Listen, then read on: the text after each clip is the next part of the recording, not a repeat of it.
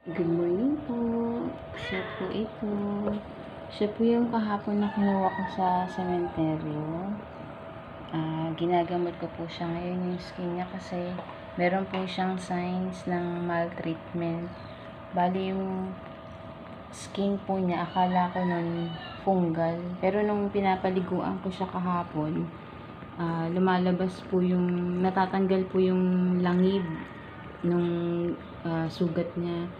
So, meron po siyang sign na siguro binuhusan siya ng mainit na tubig kaya yung part ng kanang bahagi ng katawan niya nasugat. Tapos, buti na lang gumagaling na.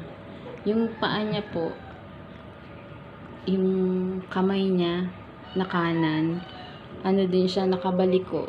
Bali, siguro inano to, gumaling na lang din pero nakabaliko na siya. Perhaps pinukpok siya ng na bagay, matigas na bagay kaya nagkaganito. Hindi niya gaanong naiaano ito eh. Hindi niya gaanong naiaapak. Ito po. Siya nakabaliko. Ayan. Yung tiyan niya malaki, hindi ko lang po sure sa ngayon kung ba't siya malaki, so i-check ko pa rin mabuti.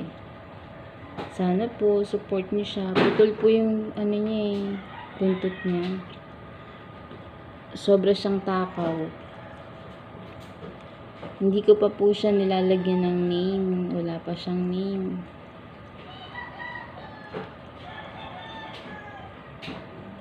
Kawawa naman. Sige po, salamat po.